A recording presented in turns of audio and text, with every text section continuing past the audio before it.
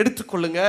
என்னாகமம் புஸ்தகம் 6வது அதிகாரம் 23 26 வரைக்கும் வாசிங்க பார்க்கலாம்.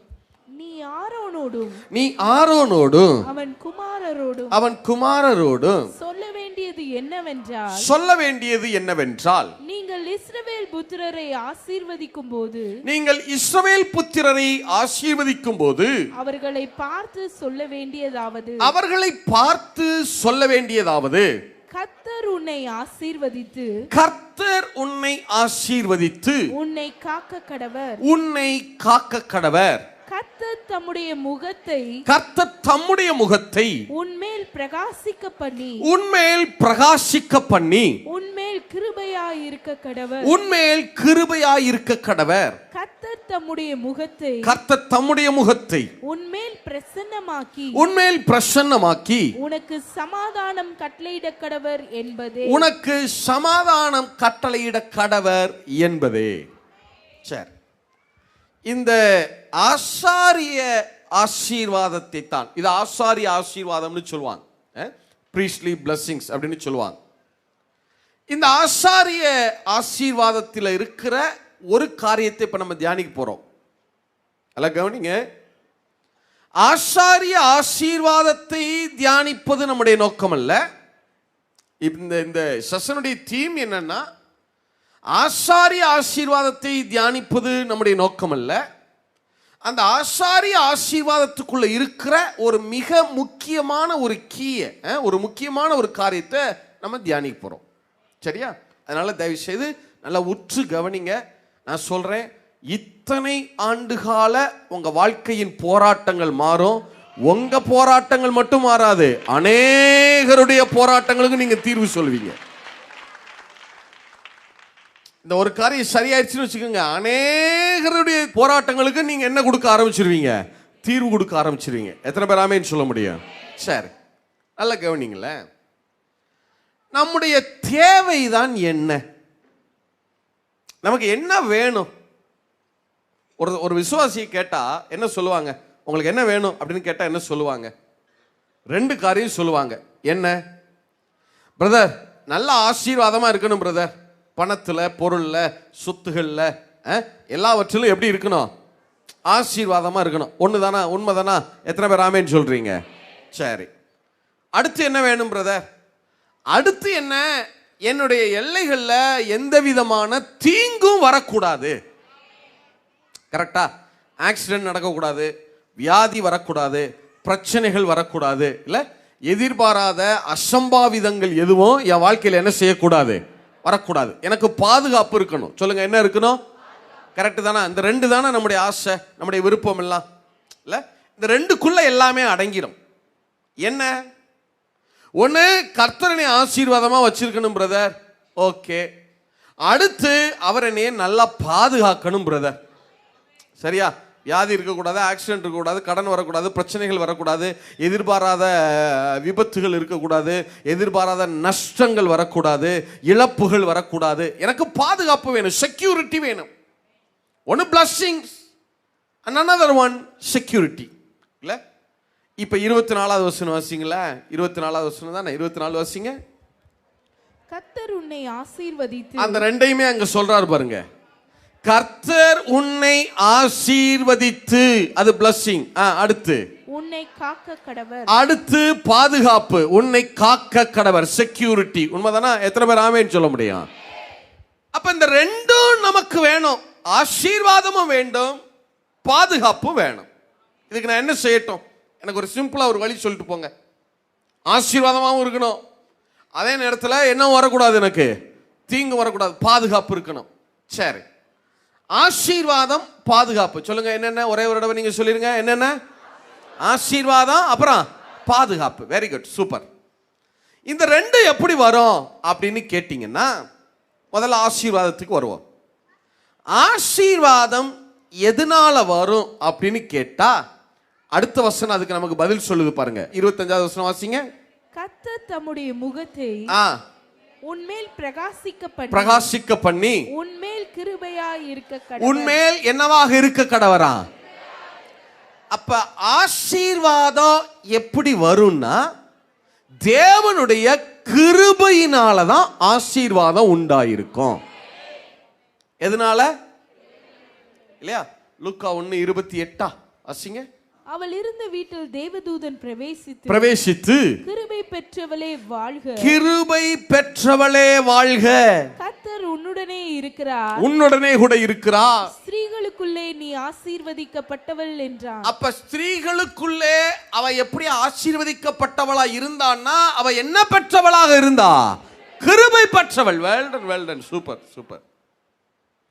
அப்ப ஒரு மனுஷனுக்கு ஆசீர்வாதம் எதனால வருகிறது என்றால், தேவனுடைய கிருபையினால தான் ஆசீர்வாதம் வருகிறது.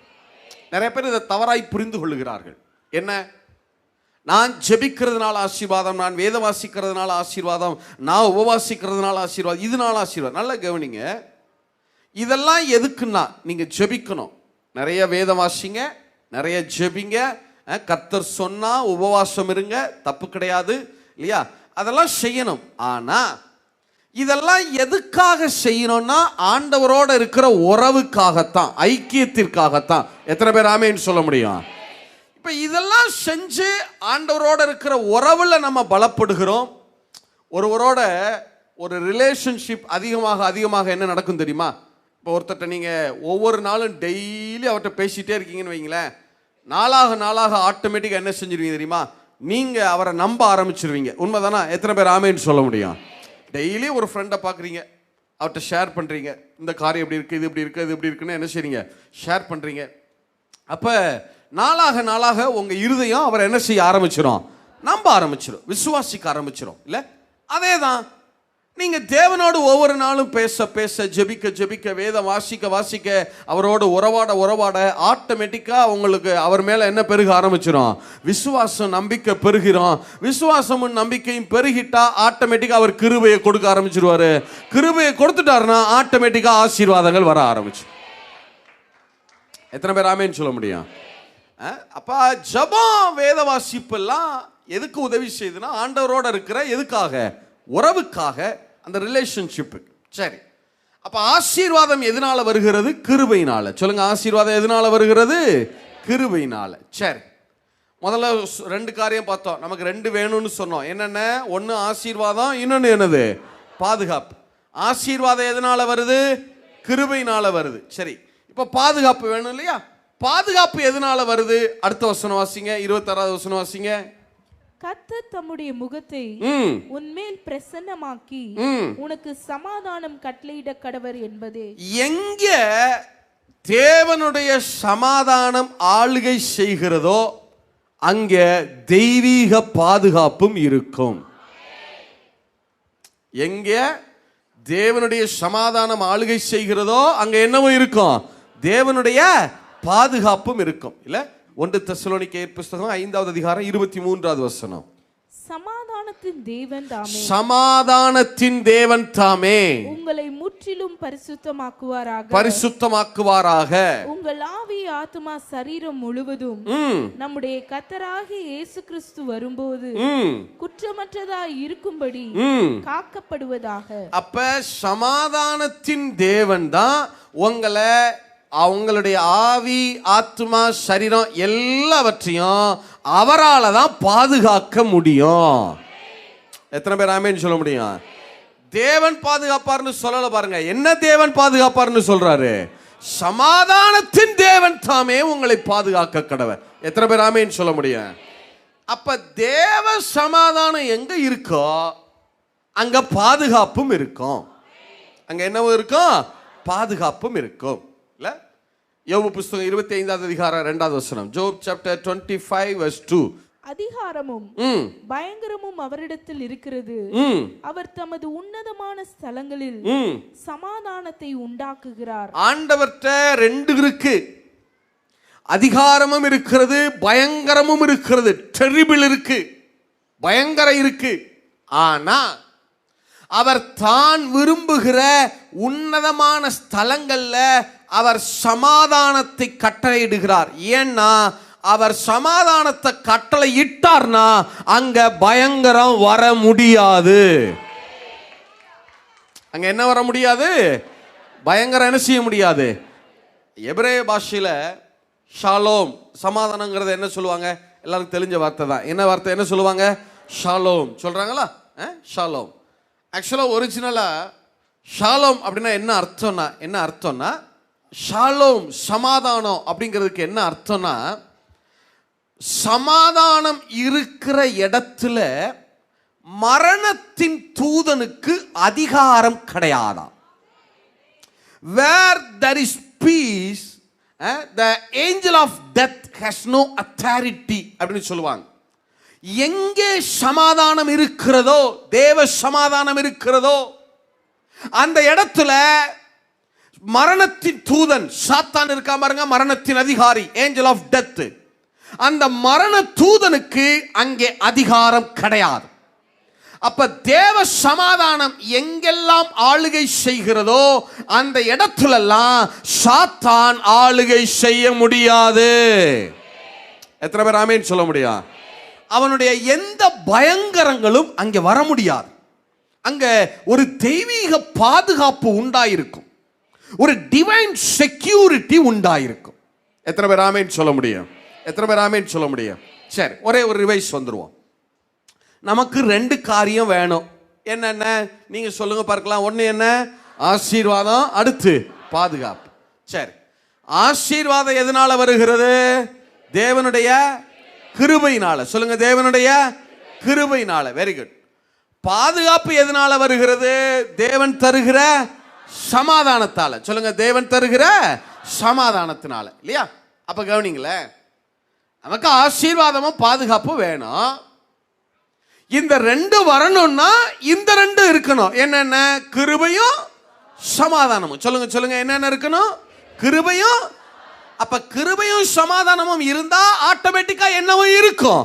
ஆசீர்வாதமும் பாதுகாப்பும் இருக்கும். எத்தனை பேர் ஆமென் சொல்ல முடியும்? திரும்பி சொல்லுங்க. ஆசீர்வாதமும் பாதுகாப்பும் இருக்கணும்னா என்னென்ன இருக்கணும்? கிருபையும் சமாதானமும்.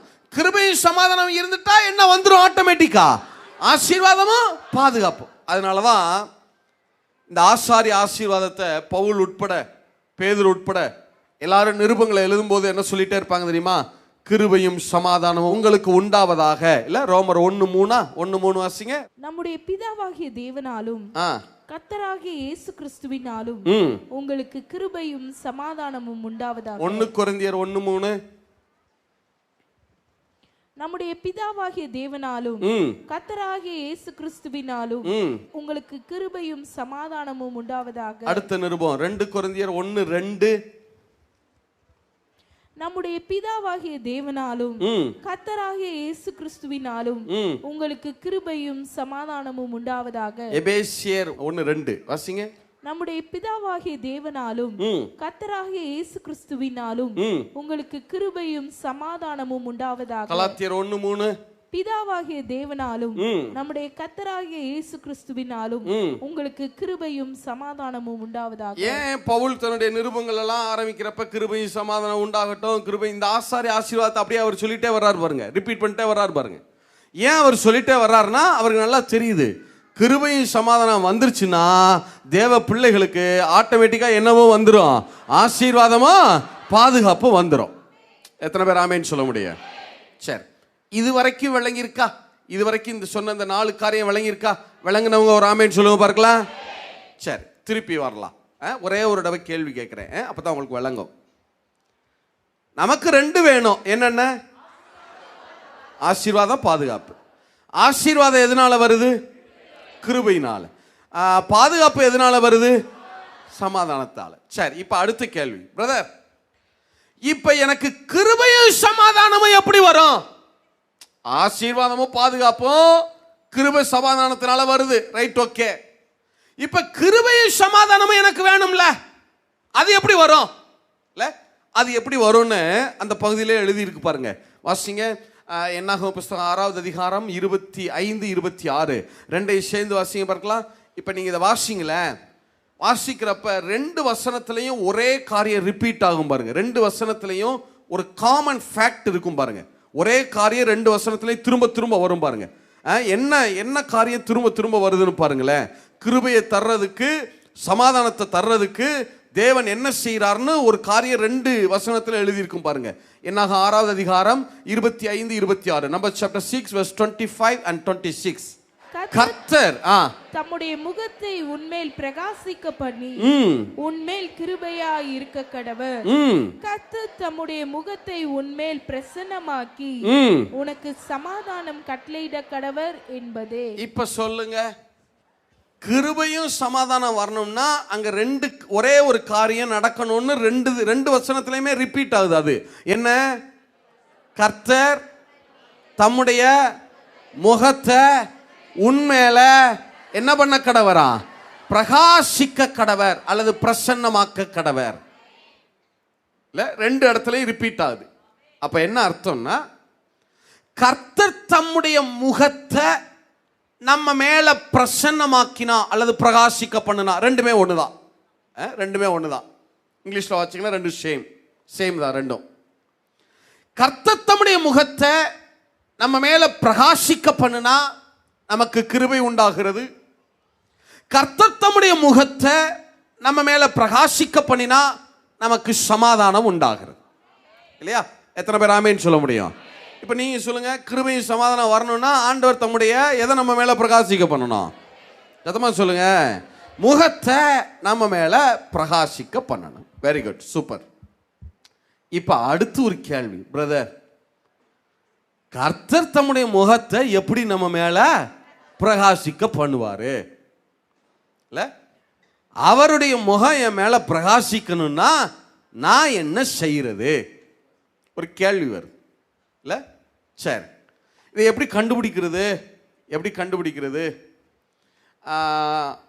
இப்படி சொல்றனே, எப்படி அவர் தம்முடைய முகத்தை பிரகாசிக்க, முதல்ல முகம்னா என்னன்னு சொல்லிடுறேன், அதை முடிச்சிருவோம், அடுத்துக்கு வரும்.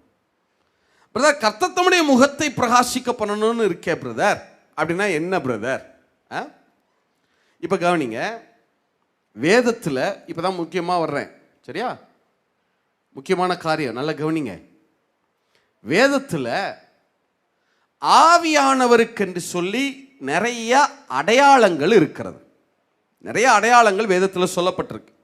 என்ன? புறா என்பது, டவ் அப்படிங்கிறது யாரை அடையாளப்படுத்துகிறது? பரிசுத்த ஆவியானவரை அடையாளப்படுத்தும். காற்று, விண்டு, அது பரிசுத்த ஆவியானவரை அடையாளப்படுத்துகிறது. ஊற்று, ஸ்ப்ரிங் அல்லது ஃபவுண்டன், ஆவியானவரை அடையாளப்படுத்தும். அப்புறம் எண்ணெய், ஆயில், பரிசுத்த ஆவியானவரை அடையாளப்படுத்துகிறது. வாட்டர், தண்ணீர், ஆவியானவரை அடையாளப்படுத்துகிறது. ஒட்டகம், கேமல், ஒட்டகம் என்பது பரிசுத்த ஆவியானவரை என்ன செய்யும்? வேதத்தில் எங்கெல்லாம் ஒட்டகம்னு வருதோ நீங்க என்னன்னு வச்சு வாசிச்சுக்கணும், யாருன்னு வச்சு வாசிக்க பழகிக்கணும். ஆவியானவருடைய செய்கை எங்க இருக்குன்னு என்ன செஞ்சுக்கணும்? வாசிக்க பழகிக்கணும். ஒட்டகம் என்பது பரிசுத்த ஆவியானவரை அடையாளப்படுத்துகிறது. ஈசோப்பு, ஹைசூப், HYSOOP, தாவீது சொல்றாருல, ஈசோப்பினால் என்ன பண்ணும்? சுத்திகரின்னு சொல்றாருல. ஈசோப்பு பரிசுத்த ஆவியானவரை அடையாளப்படுத்துகிறது. அக்கினி, ஃபயர் என்னது? பரிசுத்த ஆவியானவரை என்ன செய்கிறது? அடையாளப்படுத்துகிறது. இதெல்லாம் பரிசுத்த ஆவியானவரை என்ன செய்கிறது? அடையாளப்படுத்து. அதுல மிக முக்கியமான ஒரு காரியம் என்ன தெரியுமா? நீங்க எங்கெல்லாம் வேதத்துல தேவனுடைய முகம் அல்லது கர்த்தருடைய முகம், the face of Jehovah, the face of the Lord, face of the God, கர்த்தருடைய முகம், தேவனுடைய முகம், எங்கெல்லாம் தேவனுடைய முகம் அப்படின்னு வருதோ அது எல்லாமே யாரை அடையாளப்படுத்தும்னா பரிசுத்த ஆவியானவரை அடையாளப்படுத்தும். யாரை அடையாளப்படுத்தும்? வேதம் முழுவதும் நீங்க எங்கெல்லாம் தேவனுடைய முகம்னு வாசிக்கிறீங்களோ அங்கெல்லாம் ஆவியானவரும் இருப்பார். கண்டிப்பா இருப்பார், இல்லையா? கண்டிப்பா இருப்பார். நான் உங்களுக்கு ப்ரூவ் பண்ணி காட்டுறேன்.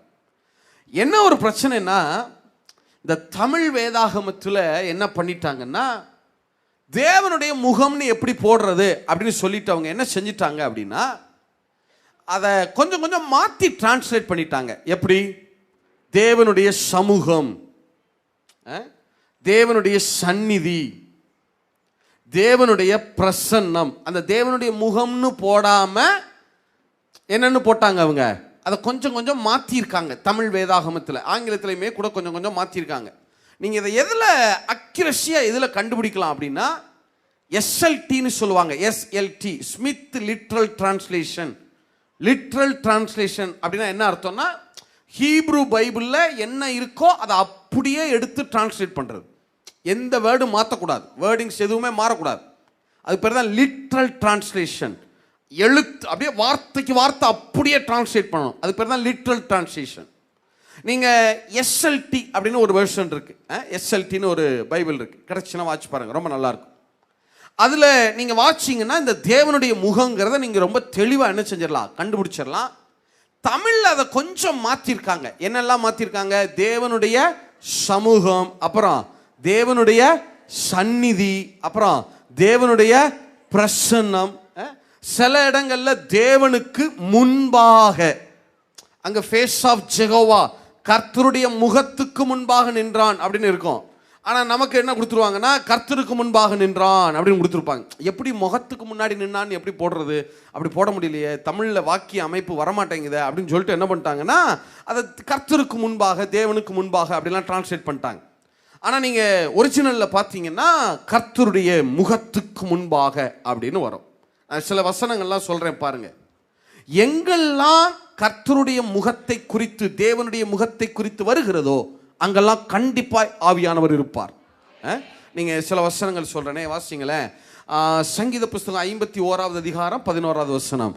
உமது சமூகத்தை விட்டு, உமது சமூகத்தை விட்டு அப்படின்னா என்ன அர்த்தம், உம்முடைய முகத்தை விட்டு என்னை தள்ளாமலோ உமது பரிசுத்த ஆவியை என்னிடத்திலிருந்து எடுத்துக்கொள்ளாமலும் வந்துச்சா. இதே நீங்க எஸ்எல்டில வாசிக்கிறீங்களா, நான் சொல்ற வசனங்களை ஃபுல்லா எஸ்எல்டிலையும் வாசிக்கணும். சங்கீதம் 51:11 அவர் சொல்றாரு பாருங்க, தாவீது, ஆண்டவரே உம்முடைய முகத்தை விட்டு என்னை தள்ளாமலும் ஆவியானவரை என்னை விட்டு எடுத்துக்கொள்ளாமலும் இரும். சங்கீதம் 51:11 எஸ்எல்டில, உம்முடைய முகத்தை விட்டு என்னை தள்ளிராதீங்க. தமிழ் அதை சமூகத்தைன்னு போட்டிருக்காங்க. ஆனால் ஹீப்ருல நீங்கள் ஒரிஜினலில் வாசிங்கன்னா, உம்முடைய முகத்தை விட்டு என்னை தள்ளிராதீங்க அப்படின்னா என்ன அர்த்தம், ஆவியானவரை விட்டு என்னை என்ன பண்ணிடாதீங்க, தள்ளிராதீங்க. ஆவியானவரை என்னை விட்டு என்ன செஞ்சிடாதீங்க, எடுத்துக்கொள்ளாமலும் இருங்க. வாசிங்க பார்க்கலாம். சங்கீதம் 51:11. Thou wilt not cast me away from thy face. From thy face, உம்முடைய முகத்தை விட்டு என்னை தள்ளாமலும். And thou wilt not take the Holy Spirit from me. உம்முடைய ஆவியானவரை விட்டு, ஆவியானவரை என்னை விட்டு எடுத்துக்கொள்ளாமலும் இருங்க. இன்னொரு வசனம் கூட சொல்றேன். சங்கீதம் 139:7 வாசிங்க. உம்முடைய ஆவிக்கு மறைவாக, உம்முடைய ஆவிக்கு மறைவாக எங்கே போவேன், உம்முடைய சமூகத்தை விட்டு. தமிழ்ல சமூகத்தைன்னு போட்டிருக்காங்க. ஆனா ஒரிஜினல்ல ஏற்கனவே சொன்னேன், சமூகம்னா என்ன அர்த்தம், யார எதை குறிக்குதுன்னு அர்த்தம், கர்த்தருடைய முகத்தை குறிக்குது. உம்முடைய சமூகத்தை விட்டு எங்கே ஓடுவேன். இதை நீங்க எஸ்எல்டில வாசிச்சீங்கன்னா இதே வசனத்தை, whither shall I go from thy spirit, உம்முடைய ஆவியானவரை விட்டு நான் எங்க ஓடுவேன், and whither from thy face shall I flee. உம்முடைய முகத்துக்கு நான் எப்படி மறைந்து கொள்ளுவேன். இல்ல, கர்த்தருடைய முகம்னு எங்கெல்லாம் வருதோ அங்கெல்லாம் ஆவியானவர் இருப்பார், கண்டிப்பா இருப்பார். சங்கீதம் 143:7 வாசிங்க. கர்த்தாவே, கர்த்தாவே சீக்கிரமாய் எனக்கு செவிகொடும், சீக்கிரமாய் எனக்கு செவிகொடும். என் ஆவி தொய்ந்து போகிறது, நான் குளிர் இறங்குறவர்களுக்கு ஒப்பாகாதபடிக்கு உமது முகத்தை எனக்கு மறையாதேயும். அந்த முகம்னு எங்கெல்லாம் வருதோ அங்கெல்லாம் ஆவியானவரும் வந்துருவார். இன்னொரு வசனம் இன்னும் கூட ரொம்ப தமிழ்லயே தெளிவா சொல்லணே, எஸ்எல்டி எல்லாம் கூட விடுங்க, தமிழ்லயே தெளிவா பார்ப்போமே. எசேக்கியேல் 39:29 வாசிங்களேன்.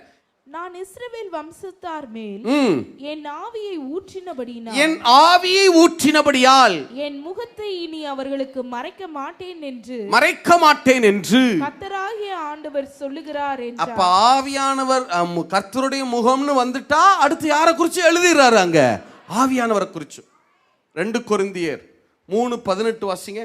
நாம் எல்லாரும் திறந்த முகமாய் கர்த்தருடைய மகிமையை கண்ணாடியிலே காண்கிறது போல கண்டு, திறந்த முகமாய் கர்த்தருடைய மகிமையை கண்ணாடியிலே காண்கிறது போல கண்டு, ஆவியாய் இருக்கிற கர்த்தராலே அந்த சாயலாகத்தானே மகிமையின் மேல் மகிமை அடைந்து. அப்ப கர்த்தருடைய முகம்னு எங்கெல்லாம் வருதோ அங்கெல்லாம் யாரு வர்றது?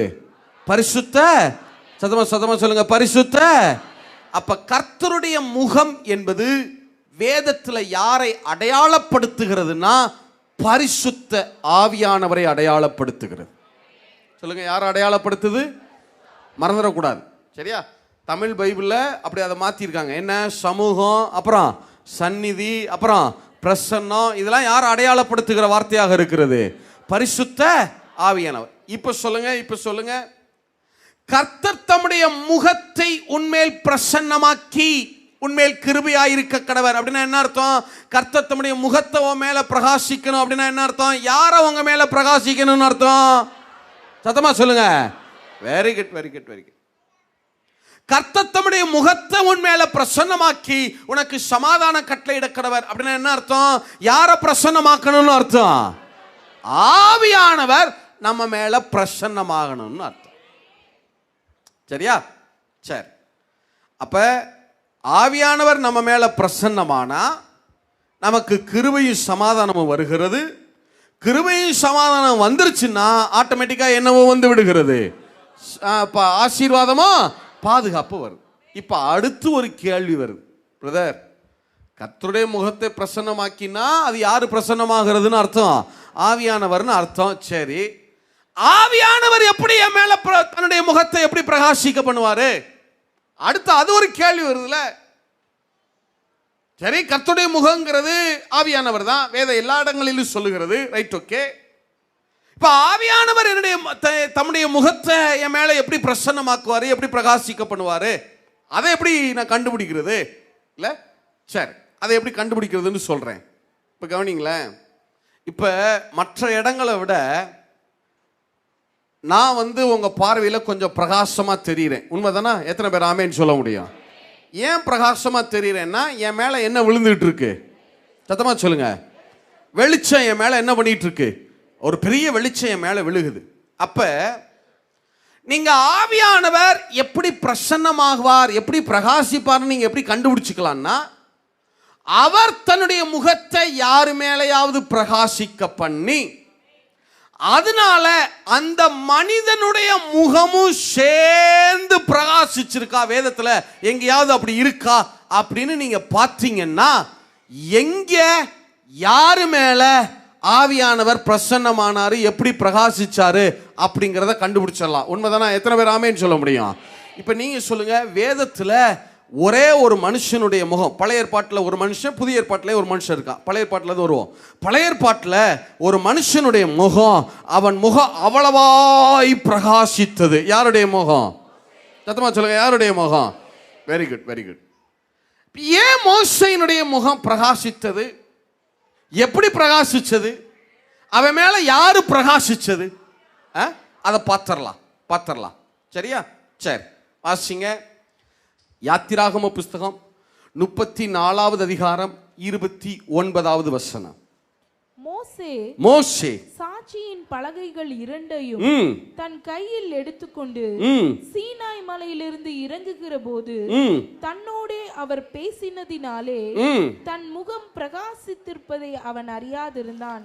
இப்ப மோசேயின் முகம் பிரகாசித்திருக்கிறத அவன் என்ன செய்யாதிருந்தானா? கடைசி வசனம் வரைக்கும் வாசிக்கலாமா? 29ல இருந்து கடைசி வரைக்கும் வாசிங்க.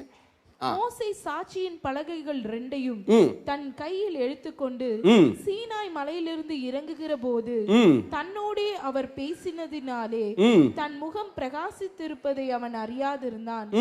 ஆரோனும் இஸ்ரவேல் புத்திரர் எல்லாரும் மோசேயை பார்க்கும்போது அவன் முகம் பிரகாசித்திருப்பதை கண்டு அவன் சமீபத்தில் சேர பயந்தார்கள். மோசே அவர்களை அழைத்தான். அப்பொழுது ஆரோனும் சபையில் உள்ள பிரபுக்கள் யாவரும் அவனிடத்திற்கு திரும்பி வந்தார்கள். மோசே அவர்களோட பேசினான். பின்பு இஸ்ரவேல் புத்திரர் எல்லாரும் அவனிடத்தில் சேர்ந்தார்கள்.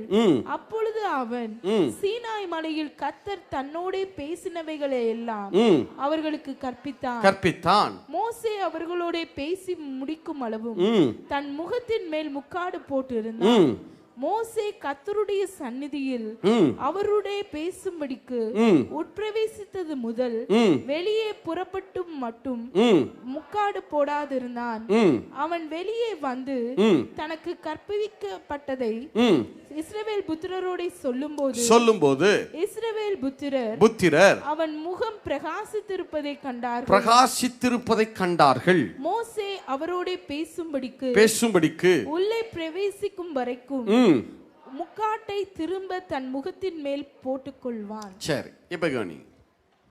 மோசேயின் மேல தேவன் தன்னுடைய முகத்தை பிரகாசிக்க பண்ணினார். மோசேயின் முகமோ சேர்ந்து பிரகாசித்தது இல்ல? சரி, 29வது வசனம் சொல்லுது. 29வது வசனம் சொல்லுது, திருப்பி வாசிங்க. மோசே சாட்சியின் பலகைகள் இரண்டையும் தன் கையில் எடுத்துக்கொண்டு சீனாய் மலையிலிருந்து இறங்குகிற போது தன்னோடே அவர் பேசினதினாலே தன் முகம் பிரகாசித்திருப்பதை அவன் அறியாதிருந்தான். ஏன் அவனுடைய முகம் பிரகாசிச்சுதான்? அவனோட யார் பேசினதுனால? தேவன் பேசினதுனால. நல்ல கவனிங்க, முக்கியமானதை சொல்றேன், நல்ல கவனிங்க. தேவன் மோசேயோட பேசினதுனால மோசேயின் முகம் பிரகாசிக்கல. தமிழ்ல கொஞ்சம் அதை மாத்திட்டாங்க. நீங்க பொது மொழிபெயர்ப்புல வாசிங்க, இங்கிலீஷ்ல எல்லா பைபிளையும் வாசிங்க, ரொம்ப தெளிவா இருக்கும். NIV அதெல்லாம் நீங்க வாசிங்கன்னா ரொம்ப தெளிவா இருக்கும். பொது மொழிபெயர்ப்புல வாசிங்க இதே வசனத்தை. யாத்ரா புஸ்தகம் 34வது அதிகாரம் 29 வாசிங்க. தேவன் மோசேயோட பேசினதுனால மோசேயின் முகம் பிரகாசிக்கலையா? வார்த்தை எப்படி இருக்குன்னா, மோசே தேவனோட பேசினதுனால அவனுடைய முகம் பிரகாசித்ததா? மோசே சீனாய் மலையிலிருந்து இறங்கி செல்கையில் உடன்படிக்கை பலகைகள் இரண்டையும் தன் கையில் தாங்கிக் கொண்டிருந்தார். மோசே கடவுளோடு பேசியதால் அவர் முகத் தோற்றம் ஒளிமயமாய் இருந்தது. இங்க தேவன் மோசேயோட பேசினதுனால முகம் பிரகாசிக்கல. மோசே தான் யாரோட பேசினானா? தேவனோட பேசினதுனால அவன் முகம் பிரகாசித்தது. இயர்வில வாசிங்க இதே வசனத்தை. பின் மோசே சீனாய் மலையிலிருந்து உடன்படிக்கை எழுதப்பட்ட இரண்டு கற்பலகைகளையும் எடுத்துக்கொண்டு இறங்கி வந்தான். கர்த்தரோடு அவன் பேசியதால் அவன் முகம் பிரகாசித்தது. அப்ப கர்த்தர் மோசேயோட பேசினதுனால அவன் முகம் பிரகாசிக்கல. யாரோட பேசினதுனால? மோசே தான் யாரோட பேசுறான்? கர்த்தரோட பேசினதுனால அவன் முகம் என்ன செய்தது? பிரகாசித்தது. இப்ப கவனிங்க, இப்ப மோசேயின் முகம் பிரகாசித்ததுக்கு காரணம் என்ன? அவன் யாரோட பேசினா? சத்தமா யாரோட பேசினா? கர்த்தரோட பேசினான்ல. இப்ப ஒரு கேள்வி வருது, பிரதர், மோசே கர்த்தரோட பேசினா அவன் முகம் பிரகாசிச்சது இருக்கட்டும், ஆனா கர்த்தரோடனா யாரோட? பிதாவோடையா, குமாரனாகிய இயேசுவோடையா, பரிசுத்த ஆவியானவரோடையா? யாரோட பேசினா? கேள்வி வருதுல. இப்ப கவனிங்க, இந்த திருத்துவத்தில் மோசே யாரோட பேசினா அதை கண்டுபிடிக்கணும்ல. எப்படி கண்டுபிடிக்கிறது? வார்த்தை சொல்லுது பாருங்க. அவன் கற்பலகைகளை எடுத்துக்கொண்டு இறங்கி வருகிறான். சொல்லுங்க, எதை எடுத்துக்கொண்டு இறங்கி வருகிறான்? கற்பலகைகளை எடுத்துக்கொண்டு என்ன செய்யறான்? இறங்கி வர்றான். இந்த கற்பலகை யாரு எழுதி கொடுத்தது தெரியுமா? வாசிங்க, யாத்திரா 31:18 வாசிங்க. சீனாய் மலையில் அவர் மோசேயோட பேசி முடித்த பின் தேவனுடைய விரலினால் எழுதப்பட்ட கற்பலகைகளாகிய சாட்சியின் 2 பலகைகளை அவனிடத்தில் கொடுத்தார். தேவனுடைய விரல்னா என்ன அர்த்தம்? அது யாரை அடையாளப்படுத்துகிறது தெரியுமா? லூக்கா புஸ்தகம் 11:20 வாசிங்க.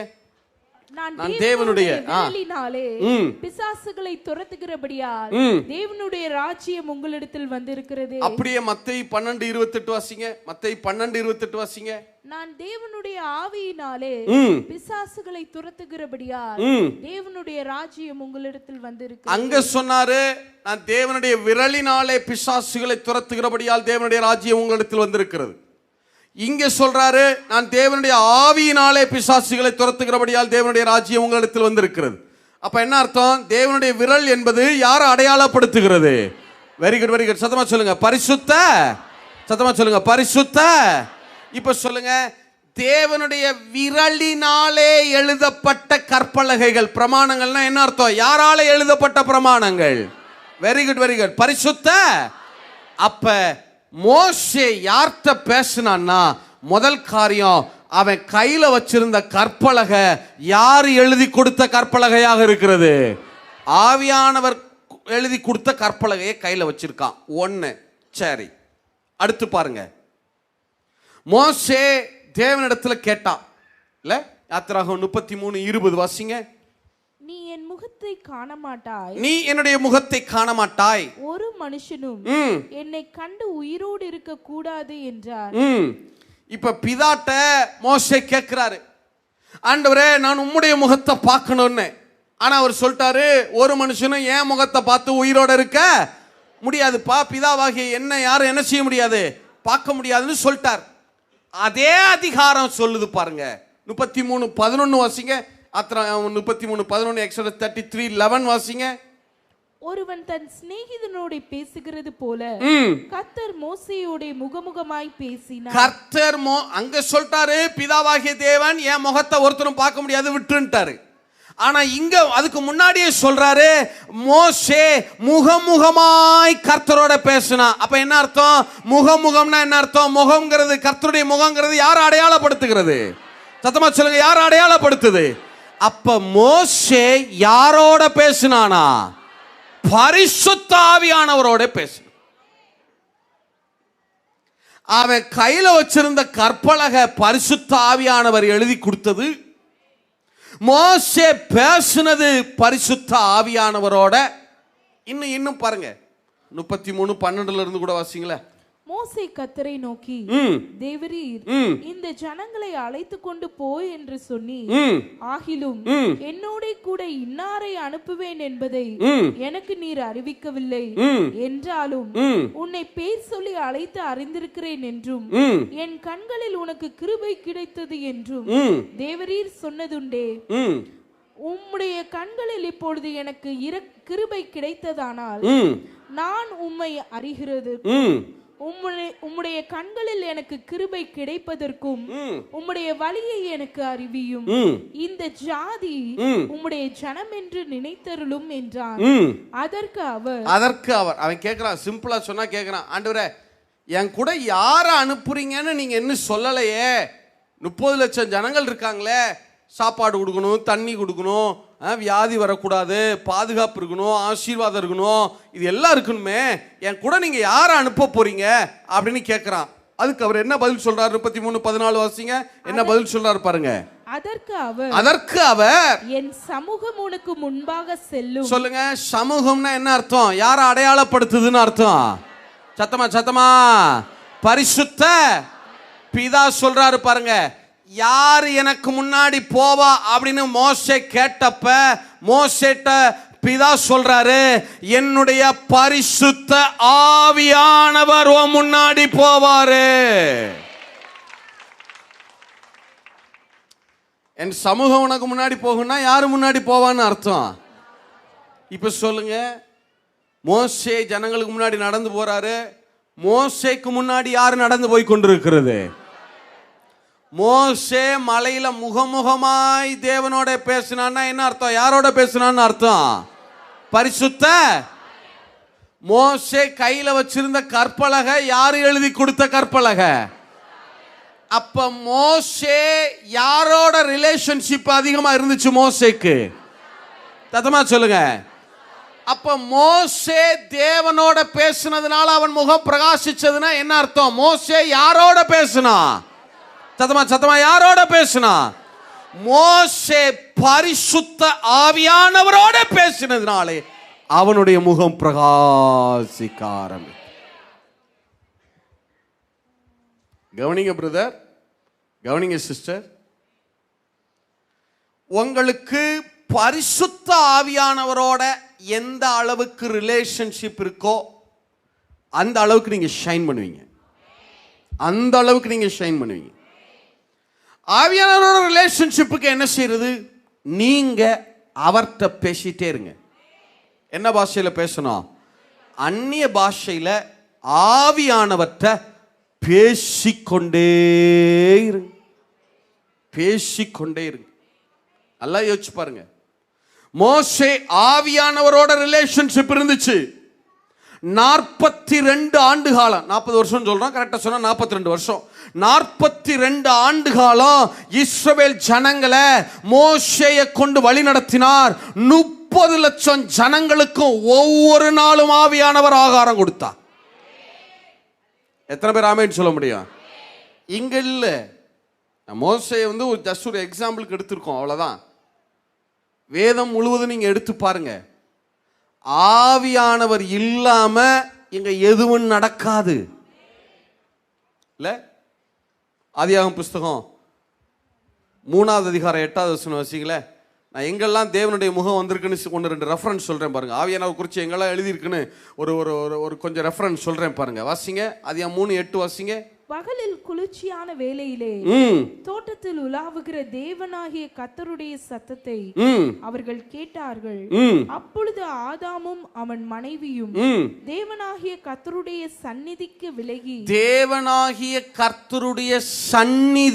விலகி தோட்டத்தின் விருட்சங்களுக்குள்ளே ஒளிந்து கொண்டார்கள். எஸ்எல்டில சந்நிதிக்குன்னா என்ன அர்த்தம் ஏற்கனவே சொன்னேன். யாரு? கர்த்தருடைய முகத்துக்கு விலகி, அப்படிதான் இருக்கு ஒரிஜினல்ல. the face of the Jehovah, கர்த்தருடைய முகத்துக்கு விலகி. and they shall hear the voice of Jehovah God, அவர்கள் தேவனாகிய கர்த்தருடைய சத்தத்தை கேட்ட பொழுது, walking in the garden at the breeze of the day, நடந்து பகலின் குளிர்ச்சியான வேளையிலே நடந்து வருகிற தேவனாகிய கர்த்தருடைய சத்தத்தை கேட்ட பொழுது, and Adam and his wife, ஆதாமும் அவனுடைய மனைவியும் will hide from the face of Jehovah God, hide from the face of Jehovah God, தேவனாகிய கர்த்தருடைய முகத்துக்கு தங்களை மறைத்துக் கொண்டார்கள். அப்ப என்ன அர்த்தம்? ஆதாமும் ஏவாளும் யாருக்கு தங்களை மறைத்துக் கொண்டார்கள்னு அர்த்தம்? பரிசுத்த ஆவியானவருக்கு தங்களை மறைத்துக் கொண்டார். உண்மை என்ன தெரியுமா? ஆதாமும் ஏவாளும் அங்க பாவம் செய்து நிர்வாணிகளாய் நின்ன போது அங்க முதலாவது அவர்களை தேடி ஓடி வந்தவர் பரிசுத்த ஆவியானவர். அன்னைக்கே இவங்க அவருடைய முகத்துக்கு என்ன பண்ணிட்டாங்க? ஆவியானவருக்கு விலகி ஓடிட்டாங்க. ஓடாம அன்னைக்கே நின்று இருந்தாங்கன்னா அன்னைக்கே ஏதாவது தீர்வு கொடுத்துருந்திருப்பார். உண்மைதானா? எத்தனை பேர் ஆமேன்னு சொல்ல முடியும்? இல்ல, வாசிங்களே, ஆதியாகமம் 4:16 வாசிங்க. அப்படியே காயின் கர்த்தருடைய சந்நிதியை விட்டு புறப்பட்டு ஏதேனுக்கு கிழக்கான. அப்படின்னா என்ன அர்த்தம்? காயின் யாரை விட்டு விலகி ஓடுறான்னு அர்த்தம்? பரிசுத்த ஆவியானவரை விட்டு விலகி ஓடுறான்னு அர்த்தம். இல்ல, இந்த பூமியே சீர்கெட்டதா இருந்துச்சு பாருங்க நோவா காலத்துல. 6:11 தானா? வாசிங்க. பூமியானது தேவனுக்கு முன்பாக சீர்கெட்டதாய் இருந்தது. பூமியானது தேவனுக்கு முன்பாக அப்படின்னு தமிழ்ல இருக்கு. எஸ்எல்டில வாசி பாருங்க. தேவனுடைய முகத்துக்கு முன்பாக சீர்கெட்டதாய் இருந்தது. அப்ப என்ன அர்த்தம்? யாருக்கு முன்னாடி சீர்கெட்டதாக இருந்தது? பரிசுத்த ஆவியானவருக்கு முன்பாக சீர்கெட்டதாய். the earth shall be corrupted to the face of God. face of God, தேவனுடைய முகத்துக்கு முன்பாக அது சீர்கெட்டதாய் இருந்தது. நோவா காலத்துல பூமியை உற்று கவனிச்சு பார்க்கிறாரு ஆவியானவர். ஆவியானவருக்கு முன்னாடியே அந்த பூமி சீர்கெட்டதா இருக்கு. அதனாலதான் வேதம் சொல்லுது, என்னுடைய ஆவி என்றைக்கும் மனுஷரோட கூட என்ன செய்வதில்லை, போராடுவதில்லைன்னார். இல்ல, நோவா யாருக்கு முன்னாடி நீதிமானா இருந்தான்? 7வது அதிகாரம் 1வது வசனம் வாசிங்க. அதே 7:1 வாசிங்க. கர்த்தர் நோவாவை நோக்கி நீயும் உன் வீட்டார் அனைவரும் பேழைக்குள் பிரவேசியுங்கள், இந்த சந்ததியில் உன்னை எனக்கு முன்பாக நீதிமானாக கண்டேன். தமிழ்ல எனக்கு முன்பாக நீதிமானாக கண்டேன்னு இருக்கு. அதே இது நீங்க எஸ்எல்டில வாசி பாருங்க. என்னுடைய முகத்துக்கு முன்பாக உன்னை நீதிமானாக கண்டேன். அப்ப என்ன அர்த்தம்? யாருக்கு முன்னாடி நீதிமானா இருந்தாரு நோவா? பரிசுத்த. அப்ப என்ன அர்த்தம் தெரியுமா? அப்ப நோவாவுக்கு யாரோட ரிலேஷன்ஷிப் இருந்துச்சுன்னு அர்த்தம்? ஆவியானவரோட ரிலேஷன்ஷிப் இருந்து. நோவாவுக்கு பேழைய செய்யறதுக்கு கத்து கொடுத்தது ஆவியானவர். அவனை காப்பாற்றினது ஆவியானவர். அவனை நீதிமானாய் கண்டவர் ஆவியானவர். அவனோட உடன்படிக்கை பண்ணினவர் ஆவியானவர். இல்ல, 10:9 நிம்ரோத் பலத்த வேட்டைக்காரனாய் இருந்தான். யாருக்கு முன்னாடி? வாசிங்க ஆதியாகமம் 10:9. இவன் கர்த்தருக்கு முன்பாக பலத்த வேட்டைக்காரனாய் நிம்ரோத் பாபேலுடைய மன்னன், முதல் பாபேலின் முதல் மன்னன், சாத்தானுக்கு அடையாளமானவன் நிம்ரோத். அந்த நிம்ரோத் கர்த்தருக்கு முன்பாக கர்த்தருக்கு எதிராக பலத்த வேட்டைக்காரனாய் இருந்தான். அப்படின்னா என்ன அர்த்தம்? கர்த்தருடைய முகத்துக்கு முன்பாக பலத்த வேட்டைக்காரனாய் இருக்கிறான், எதிராளியாய் இருக்கிறான். அப்படின்னா என்ன அர்த்தம்? யாருக்கு விரோதமா நிம்ரோத் கலகம் செய்யறான்னு அர்த்தம்? ஆவியானவருக்கு முன்பாக நிம்ரோத் கலகம் செய்யறான். இதெல்லாம் கொடுங்க. ஆபிரகாமுக்கு வாங்க, ஆதியாகமம் 18:22 வாசிங்க. ஆதியாகமம் 18:22. அப்பொழுது அந்த புருஷர் அவ்விடம் விட்டு சோதோமை நோக்கி போனார்கள். ஆபிரகாமோ பின்னும் கர்த்தருக்கு முன்பாக நின்று கொண்டிருந்தான். தமிழ்ல ஆபிரகாமோ கர்த்தருக்கு முன்பாக நின்று கொண்டிருந்தான் இருக்கு. எஸ்எல்டில எடுத்து வாச்சு பாருங்க. கர்த்தருடைய முகத்துக்கு முன்பாக நின்று கொண்டிருந்தான். அப்ப என்ன அர்த்தம்? யாருக்கு முன்னாடி நின்னான்னு அர்த்தம். அப்ப என்ன அர்த்தம் தெரியுமா? சோதோம் கொமோராவை அழிக்கிறதற்கு 2 தூதர்களோட இறங்கி வந்து நின்றவர் பரிசுத்த ஆவியானவர். இல்ல ஆதியாகமம் 19:13 வாசிங்க. ஆபிரகாம் பரிந்து பேசுறான் பாருங்க. யார்கிட்ட பரிந்து பேசுகிறான்? ஆதியாகமம் 19:13. நாங்கள் இந்த ஸ்தலத்தை அழிக்க போகிறோம். இவர்கள் கூக்குரல் கர்த்தருடைய சமூகத்தில் பெரிது. மன்னிக்கணும், இது எப்படி நோவா காலத்துல ஆவியானவருக்கு முன்னாடி பூமி சீர்கட்டதா இருந்துச்சோ, சோதோம் குமாரா சம்பவத்திலையும் இந்த சோதோம் குமாரா பட்டணம் யாருக்கு முன்னாடி சீர்கட்டதாக இருக்கிறது? பரிசுத்த ஆவியானவருக்கு முன்னாடி அந்த சோதோம் குமாராவின் கூக்குரல் எழும்புகிறது. 19:27 வாசிங்க. விடிய காலத்தில் ஆபிரகாம் எழுந்து தான் கர்த்தருக்கு முன்பாக நின்ற இடத்திற்கு போய். அப்படின்னா என்ன அர்த்தம்? கர்த்தருடைய முகத்துக்கு முன்பாக நின்ற இடத்திற்கு போய் ஆபிரகாம் பரிசுத்த ஆவியானவருக்கு முன்னாடி நின்று லோத்துக்காக பரிந்து பேசினா பாருங்க. அந்த இடத்துக்கு திரும்பி போனானா. அப்ப என்ன அர்த்தம்? ஆபிரகாம் லோத்திற்காக பரிந்து பேசினது பரிசுத்த ஆவியானவரிடத்துல இல்ல. 32:30 யாக்கோபு சொல்றான் பாருங்க. அப்பொழுது யாக்கோபு நான் தேவனை முகமுகமாய் கண்டேன். நான் தேவனை என்னவாக கண்டேன்? முகமுகமாய் கண்டேன். உயிர் தப்பி பிழைத்தேன் என்று சொல்லி அந்த ஸ்தலத்திற்கு பெனியேல் என்று பெயரிட்டார். பெனியேல் அப்படின்னா என்ன அர்த்தம் தெரியுமா?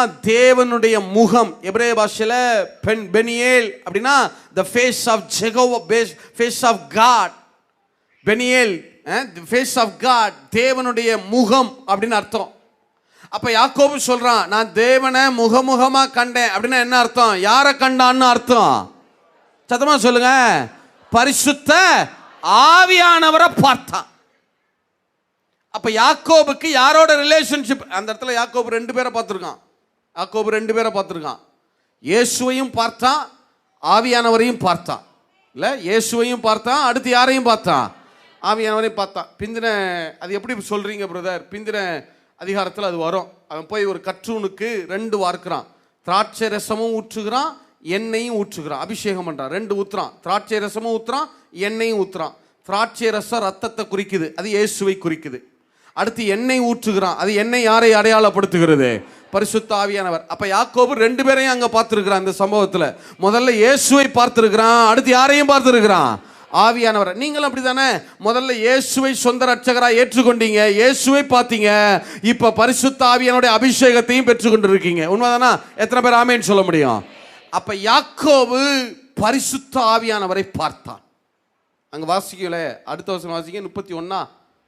பெனியேலை கடந்த போது அவன் பெனியேலை கடந்து போகையில் சூரியன் உதயமாயிற்று. பெனியேலை கடந்து போகையில் சூரியன் உதயமாயிற்று.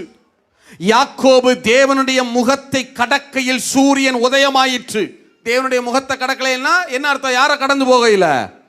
பரிசுத்த யாக்கோபு பரிசுத்த ஆவியானவரை சந்தித்து விட்டு அவன் கடந்து போகிறான்.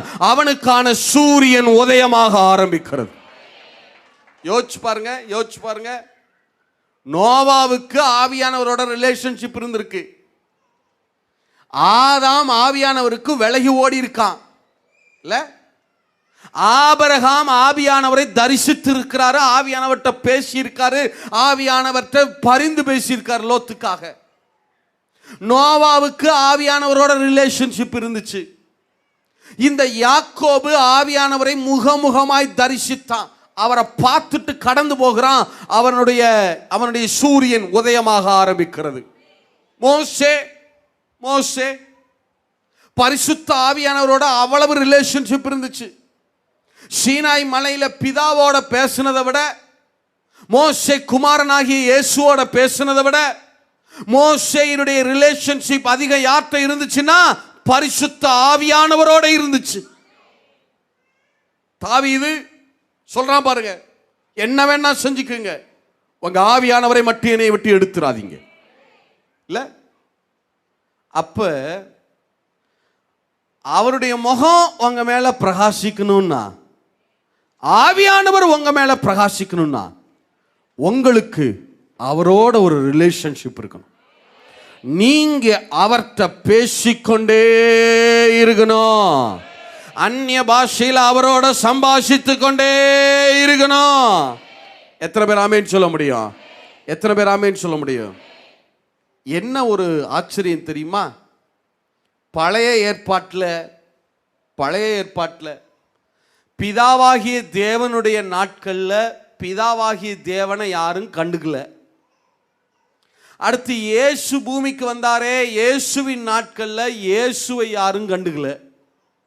இப்ப ஆவியானவருடைய காலத்துல ஆவியானவரை யாரும் கண்டுக்கிறது இல்ல. பிதாவின் நாட்கள்ல யாரை கண்டுக்கல? தேவனை பிதாவை கண்டுக்கல. இயேசு இந்த பூமிக்கு வந்தாரே, 33 வருஷம் இந்த பூமியில உயிர் வாழ்ந்தாரே, இயேசுவின் நாட்கள்ல இந்த பூமியில யாரும் அவரை என்ன செய்ய மாட்டேன்ட்டாங்க. யூதர்கள் இருந்து யாரும் அவரை என்ன செய்யல, கண்டுக்கல.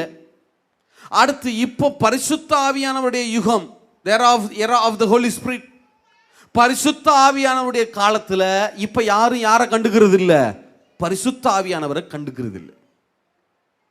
நல்ல கவனிங்க. மோசே முகமுகமாய் தரிசித்தார், ஆபிரகாம் முகமுகமாய் தரிசித்தான் பரிசுத்த ஆவியானவர். இல்ல யோசிச்சு பாருங்களேன். இப்ப நான் சொல்றேன், உங்க மைண்ட்ல பிக்சரைஸ் பண்ணி பாருங்க. பிதாவாகிய தேவன் சொன்ன உடனே உங்களுக்கு அது தெரியுதா? வெண் தலைமயிரோட, பனியை போன்ற கேசத்தோட, தலைமுடியோட, பிதாவாகிய தேவன் மின்னலை போன்ற வஸ்திரத்தோட பிதாவாகிய தேவன். நம்மளால அதாவது கம்ப்ளீட்டா அவரை ஆவியில தரிசிக்க முடியலைன்னா கூட ஒரு ஒரு என்ன சொல்ல முடியாது, நம்மளால ஒரு ஒரு ஒரு தோராயமா ஓரளவு அவர் என்ன செய்ய முடியுது, நம்முடைய ஆவியில என்ன செய்ய முடியுது, அவரை தரிசிக்க முடியுது, இமேஜின் பண்ணி பார்க்க முடியுது. உண்மைதானா? எத்தனை பேர் ஆமேன்னு சொல்ல முடியும்?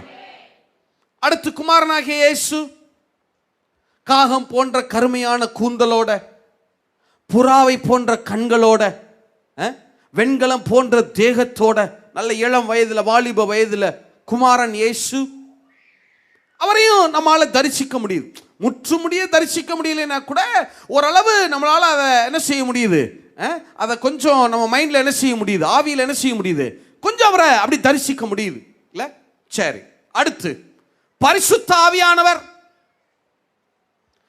அது ஆவி பிரதர், அது பாவம் அப்புராணி பிரதர், அது வாட்டுக்கு வரும் போவும் பிரதர், அவர் வாட்டுக்கு வருவார் பிரதர், அவர் உப்புக்கு சப்பானி பிரதர், அவர் சும்மா சப்ஸ்டியூட் பிரதர், அவர் வாட்டுக்கு பாவம் அப்படியே ஓரமாக வந்து நிற்பார், பிதா வந்தா அப்படி நிற்பார், இப்போ ஆவியான குமாரன் வந்தா அப்படி நிற்பார், அப்புறம் அப்படியே போயிடுவார் பிரதர், அவருக்கு என்ன பிரதர் பாவம் அப்புராணி பிரதர்.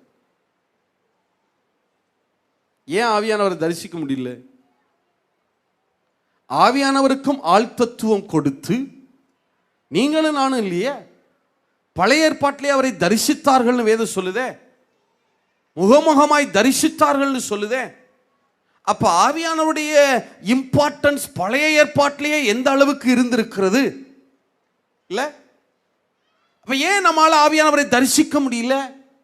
ஏன் தரிசிக்க முடியலன்னா, பிதாவோடு நமக்கு இருக்கிற உறவு, குமாரனாகிய இயேசுவோடு நமக்கு இருக்கிற உறவு யாரோட இல்ல, ஆவியானவரோட இல்லைன்னு அர்த்தம்.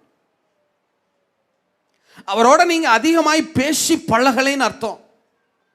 எப்படி பிதாவுக்கு ஒரு ஆழ்த்தத்துவம் இருக்கிறதோ, ஒரு பர்சனாலிட்டி இருக்கோ, குமாரனுக்கு எப்படி ஒரு பர்சனாலிட்டி இருக்கோ, அதை போல ஆவியானவருக்கு ஒரு ஆள் தத்துவம் இருக்கு. அவர் பேருதான் ஆவியானவரை ஒழிய அவர் உண்மையில ஒரு ஆவி இல்லை. அப்படியே ஆவியானவர் பிரதர், அது அப்படியே போக மாறி பிரதர், அப்படியே வரும் போகும் பிரதர், பாவம் பிரதர் இல்ல பிரதர். திருத்துவத்தில் பிதாவுக்கு என்ன முக்கியத்துவம் இருக்கிறதோ, குமாரனுக்கு என்ன முக்கியத்துவம் இருக்கிறதோ, அதே முக்கியத்துவம் பரிசுத்த ஆவியானவருக்கும் இருக்கு. ஒவ்வொரு நாளும் அவரோட பேசுங்க. உங்க பக்கத்தில் அவர் இருக்கிறவராகவே உணருங்க. அவற்றை எல்லாவற்றையும் ஷேர் பண்ண ஆரம்பிங்க. நீங்க எங்க போனாலும் சொல்லுங்க, என்ன நடந்தாலும் சொல்லுங்க, பிளஸ்ஸோ மைனஸோ எல்லாவற்றையும் அவரோட சம்பாஷிக்க ஆரம்பிங்க. அவர் உங்களோட பேசுறாரோ இல்லையோ, நீங்க அவரோட பேசிக்கொண்டே இருங்க.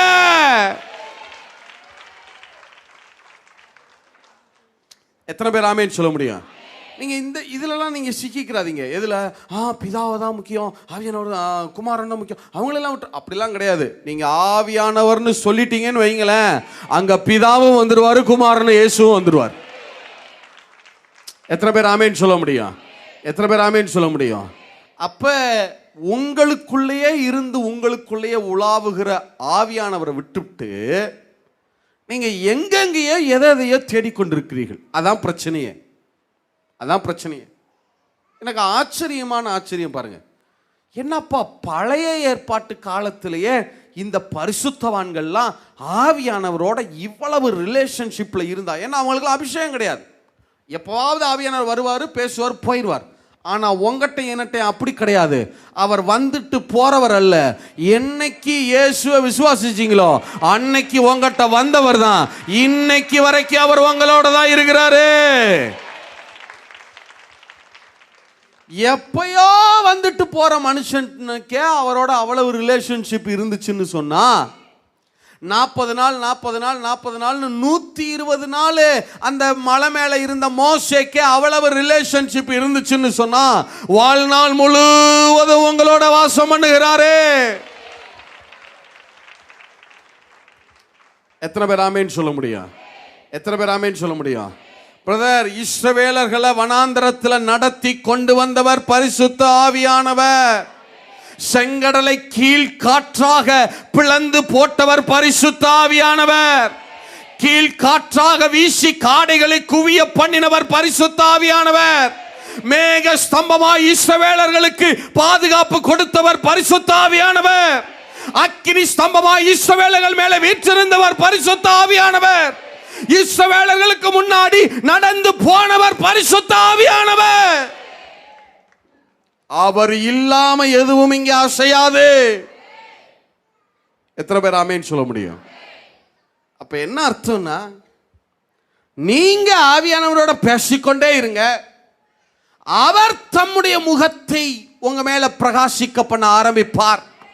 உங்களுடைய முகமும் பிரகாசிக்க ஆரம்பிக்கும். எத்தனை பேர் ஆமேன்னு சொல்ல முடியும்? நான் சொல்லட்டுமா? ஆவியானவர் உங்களுக்கு இந்த வார்த்தையை சொல்றார். யார்கிட்ட சொல்றாரு எனக்கு தெரியல, ஆனா இப்படியே சொல்றார். அது அப்படியே சொல்றேன். உன்னிட்ட நான் திரும்ப சொல்லி கொண்டிருக்கிறேன். உன்னிடத்துல நான் திருப்பி பேசிக் கொண்டிருக்கிறேன். நீ மணிக்கணக்காய் அந்நிய பாஷையில பேசணும், நீ தரித்திருக்க வேண்டும் என்று சொல்லி உன்னிடத்தில் அவர் திரும்ப பேசிக் கொண்டிருக்கிறார். ஏன் தெரியுமா? உன்னை அவர் பிரகாசிக்க பண்ண விரும்புகிறார்.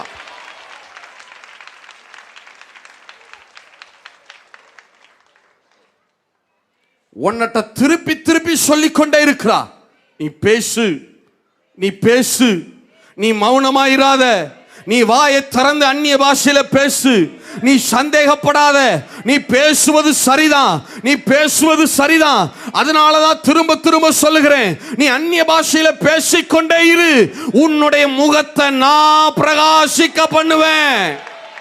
ஆரோனும் இஸ்ரவேலர்களும் பயந்து நடுங்கி நின்னது போல இந்த தேசம் உனக்கு முன்னாடி நிற்கும்.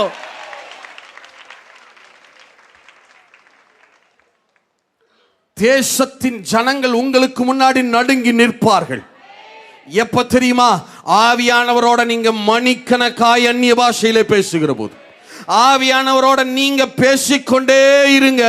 உங்க முகம் ஆட்டோமேட்டிக்கா பிரகாசிக்க ஆரம்பிச்சிடும்.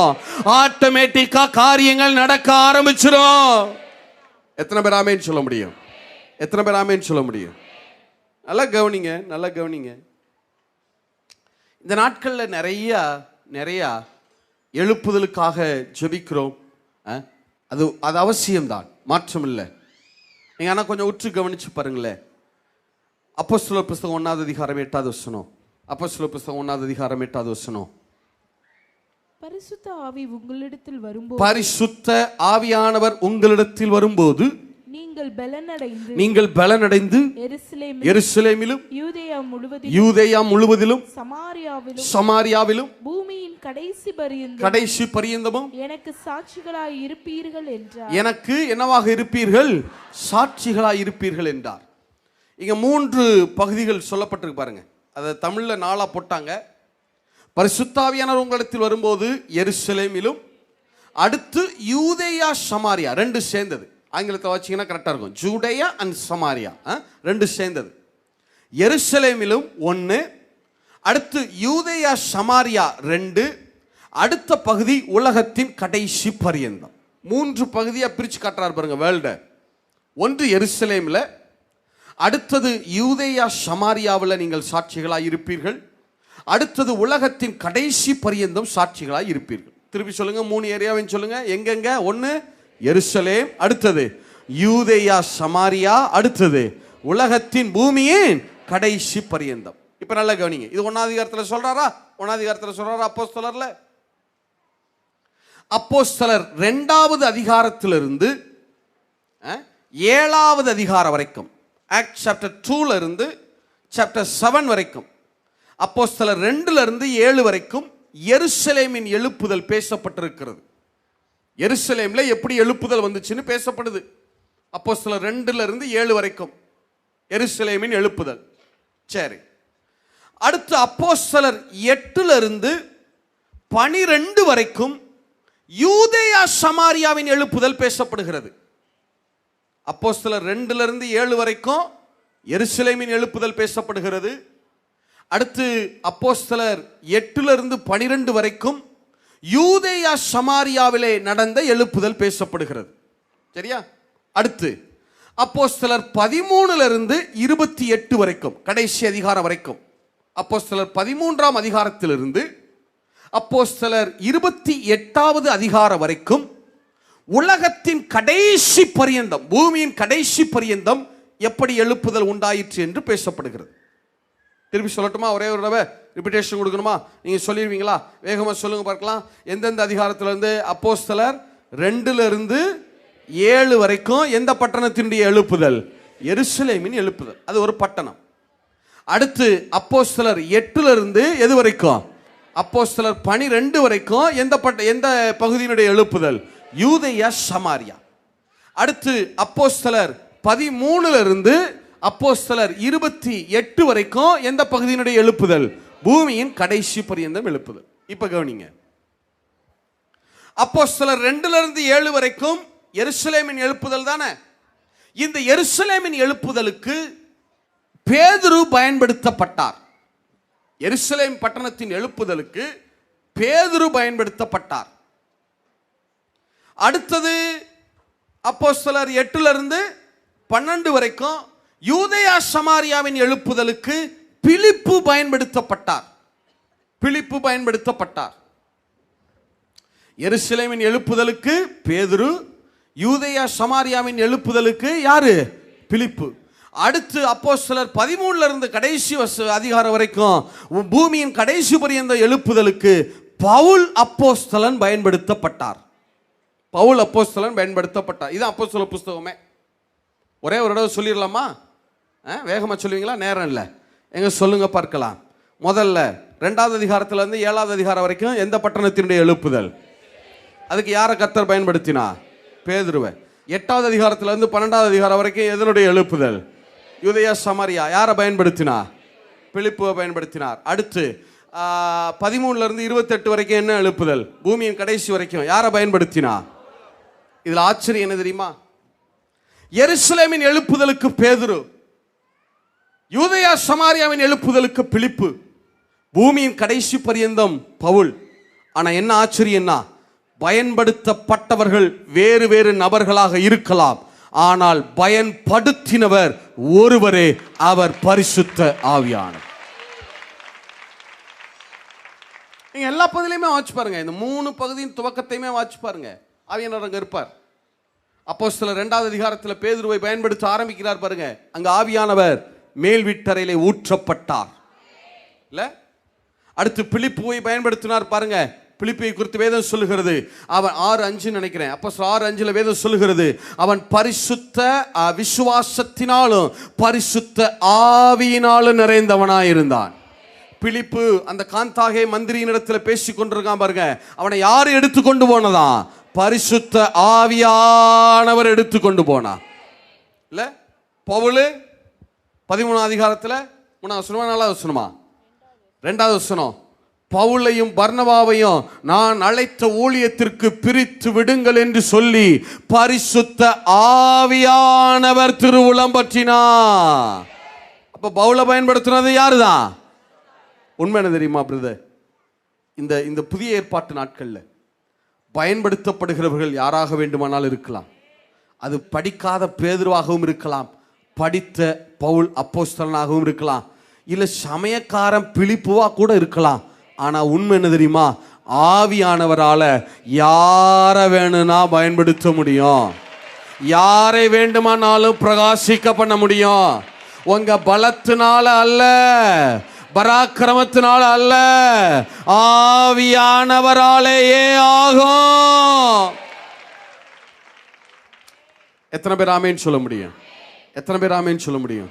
நான் சொல்லட்டுமா பிரதர்? ஆவியானவர் ஏக்கத்தோட உங்க முன்னாடி நிற்கிறார். என்னட்ட பேசு, நீ அந்நிய பாஷையில் என்னட்ட பேசு, நீ உன் வாயை விரிவாய் திறந்து பேசு, நான் எல்லாவற்றையும் நன்மையினால நிரப்ப ஆரம்பிப்பேன், எல்லாவற்றையும் நன்மையினால நிரப்ப ஆரம்பிப்பேன். எத்தனை பேர் ஆமேன்னு சொல்ல முடியும்? எத்தனை பேர் ஆமேன்னு சொல்ல முடியும்? இந்த வார்த்தையை ஆவியானவர் யாருக்கு சொல்றார் தெரியுமா?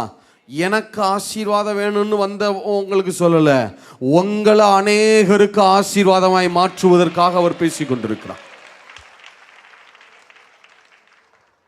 இல்ல. பேசிக்கொண்டே இருங்க, அதுக்கு பிராக்டிஸ் பண்ணுங்க. கொஞ்ச நேரம் பேசிட்டு விட்டுறேன் பிரதர், கலங்காதீங்க, திரும்ப பேசுங்க, திரும்ப பேசுங்க, திரும்ப பேசிட்டே இருங்க. யோசிச்சு பாருங்களேன், ஆச்சரியம் பாருங்களேன். பாபேல் சம்பவத்தில் அது வரைக்கும் உலகம் எங்குவதும் ஒரே பாஷை இருக்கிறது. பாபேல் சம்பவத்தில் ஒரே நாளில் அந்த பாஷையை உடைச்சு 70 பாஷைகளாக அன்றைக்கு மாற்றினார். சொல்லுங்க, எத்தனை பாஷைகளா? அந்த 70 பாஷைக்காரர்களுடைய பேரும் அந்த ஆதி 10வது அதிகாரத்தில் லிஸ்ட் இருக்கு. என்னென்ன பாஷைகளாக மாற்றப்பட்டது அப்படின்னு லிஸ்ட் இருக்கு. அவனவன் தன் தன் பாஷையின்படியே அவனுடைய தேசங்கள் பிரிந்து போயிற்று அப்படின்னு லிஸ்ட் இருக்கு. 70 பாஷை. எல்லாம் யோசிச்சு பாருங்க. ஒரே ஒரு பாஷையை பேசிட்டு இருக்க ஆட்களை அன்றைக்கே அந்த பாஷைகளை குழப்பி எத்தனை பாஷைகளை அவங்கள பேச வைக்கிறாரு? நான் கேட்கிறேன், ஒரே நாள்ல ஒரு பாஷையை உடைச்சு 70 பாஷையை பேச வைக்க அவரால் முடியும்னா, இந்த உலகத்தில் இருக்கிற ஏதோ ஒரு அந்நிய பாஷையை உங்களையும் பேச வைக்க அவரால் முடியும். எத்தனை பேர் ஆமேன்னு சொல்றீங்க? பேசுங்க சிஸ்டர், பேசுங்க சிஸ்டர், மணிக்கணக்கா பேசு, மணிக்கணக்கா பேசு. நான் திருப்பி சொல்றேன், காலையிலையும் பிரகாசிக்கிறதா, ஒன்று வார்த்தை வரணும் வாயை திறந்தா, இல்லைன்னா என்ன வரணும்? அந்நிய பாஷா இல்லை. சரி, கடைசியா முடிப்போம். திருப்பி வாசிங்க, ஆதியா 3:8 வாசிங்க. பகலில் குளிர்ச்சியான வேளையிலே தோட்டத்தில் உலாவுகிற தேவனாகிய கர்த்தருடைய சத்தத்தை அவர்கள் கேட்டார்கள். அப்பொழுது ஆதாமும் அவன் மனைவியும் தேவனாகிய கர்த்தருடைய சந்நிதிக்கு விலகி தோட்டத்தின் விருட்சங்களுக்குள்ளே ஒளிந்து கொண்டார். யாருடைய சந்நிதிக்கு விலகுறாங்க? தேவனாகிய கர்த்தருடைய சந்நிதிக்குன்னா என்ன அர்த்தம்? சந்நிதினா என்ன அர்த்தம்? யாரை குறிக்குதுன்னு அர்த்தம்? அது பரிசுத்த. இப்ப சொல்லுங்க, ஆதாமும் ஏவாளும் யாரை தரிசிக்காம ஓடுறாங்க? பரிசுத்த. இது அப்படியே இருக்கட்டும். அப்படி வெளிப்படுத்தின விசேஷத்துக்கு வாங்க. வெளிப்படுத்தின விசேஷம் கடைசி அதிகாரத்துக்கு வாங்க, 22வது அதிகாரத்துக்கு வாங்க. மனுஷன் பாவம் செஞ்சப்ப ஆவியானவரை தரிசிக்காம ஓடுனான் இல்ல, அது பழைய ஏற்பாடு. புதிய ஏற்பாட்டுக்கு வாங்க, வெளிப்படுத்தல் 22:1-4 வாசிங்க. எல்லாரும் சேர்ந்து வாசிக்கணும். பின்பு பளிங்கை போல் தெளிவான ஜீவ தண்ணீருள்ள சுத்தமான நதி தேவனும் ஆட்டுக்குட்டியானவரும் இருக்கிற சிங்காசனத்திலிருந்து புறப்பட்டு வருகிறதை எனக்கு காண்பித்தார். நகரத்தின் வீதியின் மத்தியிலும், சேர்ந்து வாசிங்க, நகரத்து வீதியின் மத்தியிலும் நதியின் இரு கரையிலும் 12 விதமான கனிகளை தரும் ஜீவ விருட்சம் இருந்தது. அது மாதந்தோறும் தன் கனியை கொடுக்கும். அந்த விருட்சத்தின் இலைகள் ஜனங்கள் ஆரோக்கியம் அடைகிறதற்கு ஏதுவானவைகள். இனி ஒரு சாபமும் இராது.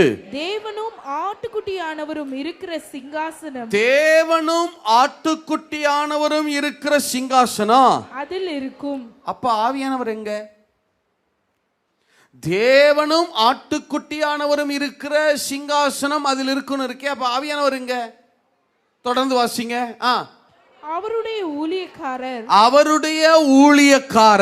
அவரை சேவித்து அவருடைய சமூகத்தை தரிசிப்பார்கள்.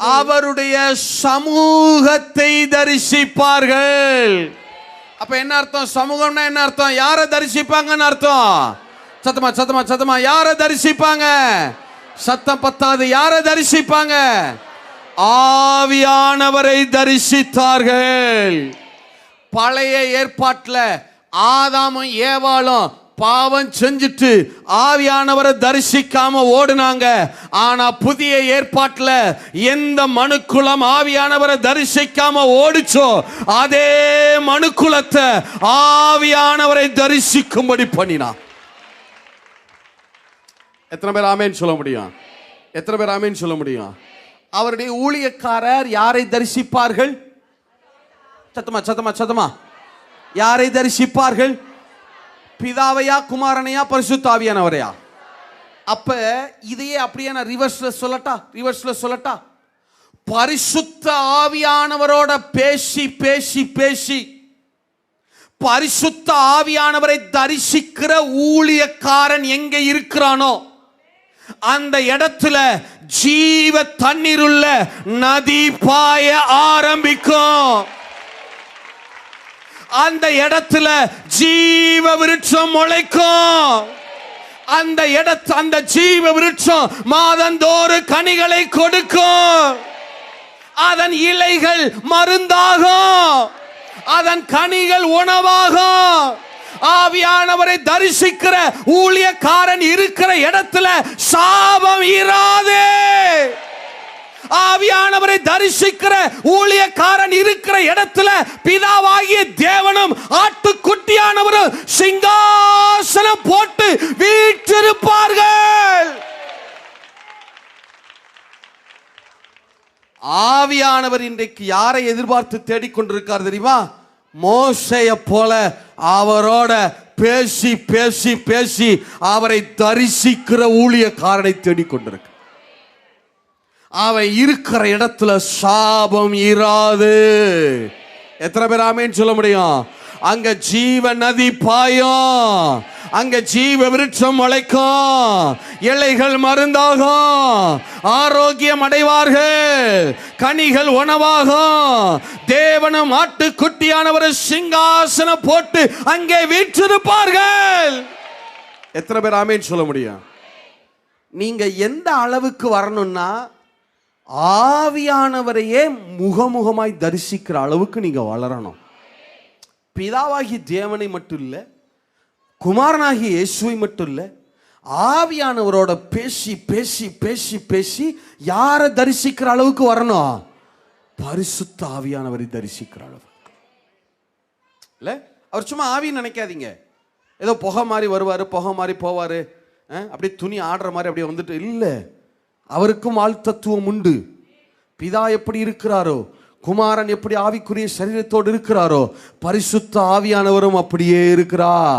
நீங்க நினைக்காதீங்க ஆவியானவன் சொல்லிட்டா அப்ப பிதாவெல்லாம் விட்டுருமா? இல்ல, கர்த்தரே ஆவியானவர். நீங்க ஆவியானவர்னு சொன்னீங்கன்னா அங்க யாரு வந்துருவா? ஆட்டுக்குட்டியானவராய் குமாரன் இருப்பார், பிதாவும் இருப்பார். எத்தனை பேர் ஆமேன்னு சொல்ல முடியும்? எத்தனை பேர் ஆமேன்னு சொல்ல முடியும்? நீங்க செய்ய வேண்டியது என்ன தெரியுமா? ஆவியானவர் இந்த நாட்கள்ல அவர் ஏக்கத்தோடு, இன்னும் சொன்னா கலங்கின கண்களோடு எதிர்பார்க்கிறது யார் என்ன தெரியுமா? என்கிட்ட யாராவது பேச மாட்டாங்களா? என் பிள்ளை என்கிட்ட பேச மாட்டானா? என் பிள்ளை என்கிட்ட பேச மாட்டாளா? நான் திரும்ப திரும்ப திரும்ப சொல்லிக்கொண்டே இருக்கிறேனே, என் பிள்ளை கேட்கலையே. நீ என்கிட்ட பேசு, என்கிட்ட பேசு. நான் உன்னுடைய முகத்தை பிரகாசிக்க பண்ணுவேன். நான் உன்னுடைய முகத்தை பிரகாசிக்க பண்ணுவேன். ஜனங்களும் ஜாதிகளும் உனக்கு முன்பாக பயந்து நிற்பார்கள். எத்தனை பேர் ஆமேன்னு சொல்ல முடியும்? எத்தனை பேர் ஆமேன்னு சொல்ல முடியும்? நீங்க வாயை திறந்து, ரெண்டு தான் பிரதர், ரெண்டு தான். ஒன்று வாயை திறந்து அந்நிய பாஷையில் பேசணும், இல்லைன்னா என்ன பேசிகிட்டே இருக்கணும்? வசனம். வசனம் வரலையா, டக்குன்னு அந்நிய பாஷைக்கு போயிருங்க. அவன் கொஞ்ச நேரத்தில் வசனங்களை நினைப்பூட்ட ஆரம்பிச்சிருவார். சில நேரத்தில் அந்நிய பாஷை வரலையா, டக்குன்னு வசனத்தை கன்ஃபர்ஸ் பண்ணுங்க. அவன் கொஞ்ச நேரத்தில் அந்த ஊற்றை உங்களுக்குள்ள இருந்து புறப்பட பண்ண ஆரம்பிச்சிருவார். எத்தனை பேர் ஆமேன்னு சொல்ல முடியும்? எத்தனை பேர் ஆமேன்னு சொல்ல முடியும்? இப்போ சொல்லுங்க, ஆவியானவர் உங்க மேல முகத்தை பிரகாசிக்க பண்ணிட்டார்னா, அது பண்ணணும்னா யார்கிட்ட பேசணும்? அவர் உங்ககிட்ட பேசுறது இல்லை, நீங்க தான் யார்கிட்ட பேசணும்? சத்தமா சொல்லுங்க, நீங்க தான் யார்கிட்ட பேசணும்? மோசேனுடைய முகம் பிரகாசிச்சு. ஏன்? ஆவியானவர் மோசேட்ட பேசுனதுனால இல்ல, மோசே தான் யாரோட பேசுனதுனால? ஆவியானவரோட பேசுனதுனால. எத்தனை பேர் ஆமேன்னு சொல்ல முடியும்? இப்போ மோசே ஆவியானவரோட பேசுனதுனால மோசேயின் முகம் பிரகாசிச்சுச்சு. நான் சொல்றேன், நீங்க ஆவியானவரோட பேசுங்க, அவர் தன்னுடைய முகத்தை உங்க மேல பிரகாசிக்க பண்ணுவா. உங்க மேல கிருபையும் சமாதானமும் உண்டாக ஆரம்பிக்கும். ஆட்டோமேட்டிக்கா உங்களுக்கு ஆசீர்வாதமும் பாதுகாப்பும் உண்டாக ஆரம்பிக்கும். எழுந்து நிற்போமா? எழுந்து நிற்போமா? கண்களை மூடிக்கொள்ளுங்க. எத்தனை முறை ஆவியானவர் திரும்ப திரும்ப திரும்ப திரும்ப உங்களோடு பேசிக்கொண்டே இருக்கிறார். நீ பேசு, நீ பேசு. நான் திரும்பி திரும்பி சொல்றேன், நான் உன்னிடத்தில் எத்தனை முறை பேசுவேன். எதுவரைக்கும் நீ மௌனமா இருப்ப? நான் கொடுத்த வரத்தை நீ அனல் மூட்டி எழுப்பலையே. இல்லை, அனல் எப்படிங்க மூட்ட முடியும்? அக்கினி நாவு தானே, அக்கினி இருந்தால் அனல் மூழுமே. இப்போ அக்கினி நாவு தானே, அக்கினி நாவுகளாய்த்தானே அந்நிய பாஷை இறங்கி வந்தது. இல்லை, நீ அந்நிய பாஷையில் பேசுங்க. நீங்கள் வாயை திறந்து பேச பேச உண்மை என்ன தெரியுமா? அவர் எருசலேமை போல பல பட்டணங்களை கலக்கிறதுக்கு கர்த்தர் உங்களை அழைத்திருக்கிறார். யூதேயா சமாரியாவை போல பல பிராந்தியங்களை கலக்கிறதுக்கு உங்களை அழைத்திருக்கிறார். பல தேசங்கள் உங்களுக்காக காத்து கொண்டிருக்கிறது. நீங்க எதுலையோ போராடி கொண்டிருக்கிறீங்க. நியமிக்கப்பட்டது ஒன்றுதான், பலத்தினால இல்லை, பராக்கிரமத்தினால இல்லை, ஆவியானவராலே ஆகும். நல்ல கரங்களை தட்டி கண்களை மூடிக்கொள்ளுங்க. வாயை திறந்து அந்நிய பாஷையில எஸ் எஸ் நல்ல சத்தத்தை உயர்த்தி, நல்ல சத்தத்தை உயர்த்தி ஆவியில நிறைந்து அப்படியே பாருங்க. ஆவியானவரை தரிசிங்க, ஆவியானவரை தரிசிங்க. அப்படியே அவர்கிட்ட பேசுங்க, வாயை திறந்து பேசுங்க. யா ஹா ரதலா பஹா ரதலா யா ஹா ரபோதி ஷேகரே போலோதரா யா கர் நல்ல கரங்களை தட்டி யா கா ரபதா ரபோதி ஷேகே யா கா ரபதலா யா ஹா ரபஹோ ரதலே யா ஹா ரபதலா யா ஹா ரபதலா ஏகே ரேபோதி ஷேகே. எஸ் எஸ் எஸ் எஸ் எஸ் ஆதி அபிஷேகம் திரும்ப வருவதாக. யா கா ரபோதலே போரோ யா கா ரபதலா. கர்த்தர் தம்முடைய சபையின் மேல மீண்டுமாய் அக்கினியை போடுவீராக, அக்கினியை போடுவீராக, அக்கினியை போடுவீராக. ஷாமையும் ஈஷ், ஷாமையும் ஈஷ். அந்த பரலோகத்தினுடைய அக்கினி, அந்த பரலோகத்தினுடைய அக்கினி. யாக்கா ராபோதேலே போதரஹோ யேஷேகே. நீ பேசு, நீ பேசு. வாயை விரிவாய் தர. நான் நிரப்புவேன், நான் நிரப்புவேன், நான் நிரப்புவேன். யாக்கா ராபாதலா போஹோ யேஷேகே யேஷேகே யேஷேகே யேஷேகே. உங்க பிள்ளைங்களை தொட்டு அனுப்பிடுங்க ஆண்டவரே, உங்க பிள்ளைங்களை நிரப்பி அனுப்பிடுங்கப்பா. மீண்டும் ஒரு விசை, மீண்டும் ஒரு விசை. அந்த கீழ் காற்று, கீழ் காற்று எங்க பிள்ளைகள் மேலே வீசுவதாக. Yes, yes, yes, yes, yes. பேசுங்க பேசுங்க பேசுங்க. சத்தத்தை உயர்த்தி சத்தத்தை உயர்த்தி. சந்தேகப்படாதீங்க. நான் பேசுறது சரியான சந்தேகப்படாத. ஓ மனதுல தோன்றுகிற அந்த வார்த்தை சரிதான். ஆவியானவர் தான் போடுகிறார். இத்தனை நாள் தோன்றாத அந்த வார்த்தை, அந்த சிலபல் இப்போ மைண்ட்ல வருது பாரு. எஸ் பேசு பேசு பேசு. யா ஹரே பேலே தேரே ஏஷகே ஓ கரத்தலோ யா பஹரத்தலா. எஸ் या karapaharathele ya shegere ya shegere ya shegere ya shegere. நீ மங்கி எரிகிற விளக்கு அல்ல. நீ மங்கி எரிகிறவன் அல்ல. நீ மங்கி எரிகிறவன் அல்ல. உன்னைய ஜாதிகளுக்கு விளக்காக அழைத்திருக்கிறேன். या shaharapatala ehere potere o shegere o shegere o shegere ya karapati shega ya kalapara. பேசுங்க பேசுங்க பேசுங்க. நீங்க பேச பேச உங்களை அவர் பிரகாசிக்க பண்ணுகிறவர். ya shegere potele ya kara ya kara ya kara. ஓ மேல நான் என்ன தரிசனம் வச்சேன், எனக்கு என்ன அழைப்புன்னு நீ கேட்டு வந்தில்ல. நான் உனக்கு சொல்லிட்டேன். நான் உனக்கு சொல்லிட்டேன். என் தாசனை வச்சு நான் உனக்கு சொல்லிட்டேன். ஓ அழைப்பு பட்டணங்களை கலக்குகிற அழைப்பு.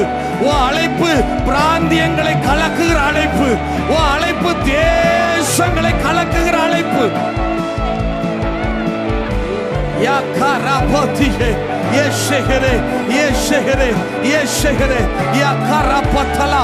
ஓ பிரச்சனையை தூக்கி ஓரத்துல வை. நான் பாத்துக்கிறேன். நான் பாத்துக்கிறேன். அப்பா நான் இருக்கிறேன். அப்பா நான் இருக்கிறேன். உன்னைய கைவிட போறது இல்ல. நான் பார்த்து கொள்ளுவேன். shaharapaharathele ya shegere ya shegere ya shegere ya karapatala ya karapatala. இனிமே உன் காலடிகள் சறுக்குவது இல்ல. உன் காலடிகள் சறுக்குவது இல்ல. நீ சறுக்க மாட்ட. நீ சறுக்க மாட்ட. நான் உன் கரத்தை பிடிச்சு நடத்துவேன். या kahare petere o shegere o korotolo pohoro ya kala paratala. yes yes yes yes yes yes yes yes yes shaharapa yekerepo ya ya ya karapotolo ye chorobokolo. yes நீ இருக்கிற இடத்துல இனி சாபம் இராது. இனி சாபம் இராது. இனி சாபம் இராது. ஜீவ விருட்சம் முளைக்கும். ஜீவ தண்ணீர் ஓடும். ஜீவ தண்ணீர் பாயும். இலைகள் மருந்தாகும். கனிகள் உணவாகும். Yes S S yes. நீ நிக்கிற இடத்துல, நீ இருக்கிற சபையில, நீ இருக்கிற பட்டணத்துல தேவன் வீற்றிருப்பா. ஆட்டுக்குட்டியானவர் வீற்றிருப்பா. பரிசுத்த ஆவியானவரை ஜனங்கள் காண்பார்கள். shaharapatele o koreni motolo. yes yes yes. நீ என்ன செய்யணும்னு உனக்கு சொல்லப்பட்டு விட்டது. நீ என்ன செய்யணும்னு சொல்லப்பட்டு விட்டது. நீ தைரியமா போ. நீ தைரியமா போ. உன் பலத்தால நடக்காதது ஆவியானவராலே நடக்கும். உன் பராக்கிரமத்தாலே நடக்காதது ஆவியானவராலே நடக்கும். shaharapakere potishege. yes yes yes yes yes yes yes yes yes yes yes yes yes Father. yes Father. yes Father. yes Father. yes Father. yes Father. yes Father. yes Father. oh shegere oh shegere. மீண்டும் ஒரு அனல். மீண்டும் ஒரு அனல் yakala pore பற்றி பிடிப்பதாக.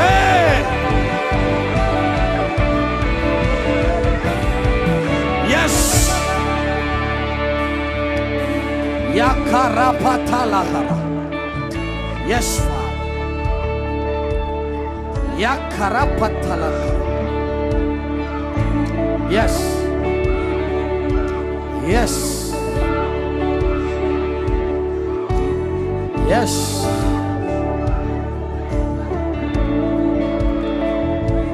Oshuhurudu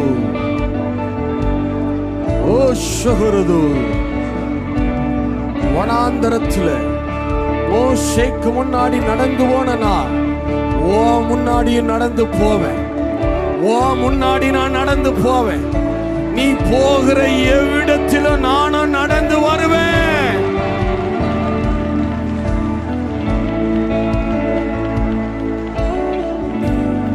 S S நல்ல தகப்பனே, உம்முடைய சமூகத்தில் வருகிறோம். உள்ளத்தின் ஆழத்திலிருந்து உம்முடைய சமூகத்தில் வருகிறோம். மனதார பிள்ளைகளை நான் பிளஸ் பண்றேன். பரிசுத்த ஆவியானவர் இப்ப எங்க பக்கத்துல நிக்கிறீங்க, இந்த ஸ்டேஜ்ல நிக்கிறீங்க, இந்த சபை நடுவில் நிற்கிறீங்க. எங்களுடைய விண்ணப்பங்களை நீங்க கேட்கிறீங்க. அந்த விசுவாசத்தோட நாங்க வருகிறோம் ஆண்டவரே. உள்ளத்தின் ஆழத்திலிருந்து பிள்ளைகளை நாங்க மனதார பிளஸ் பண்றோம் ஆண்டவரே. இப்போது இருக்கிறதை பார்க்கலாம், இவர்கள் 1000 மடங்கு செழிப்பார்களாக.